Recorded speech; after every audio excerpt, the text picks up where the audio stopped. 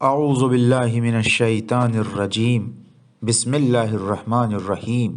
نہج البلاغہ، مکتوب نمبر 19۔ یہ خط حضرت امیر المؤمنین نے اپنے ایک عامل کے نام تحریر فرمایا۔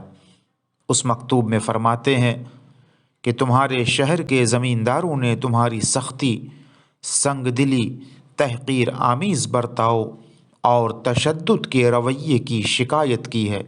میں نے غور کیا تو وہ شرک کی وجہ سے اس قابل تو نظر نہیں آتے کہ انہیں نزدیک کر لیا جائے، اور معاہدے کی بنا پر انہیں دور پھینکا اور دھتکارا بھی نہیں جا سکتا۔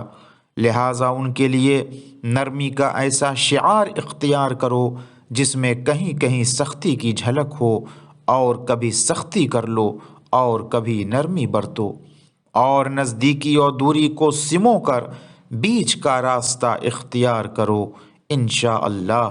وآخر دعوانا ان الحمد للہ رب العالمین۔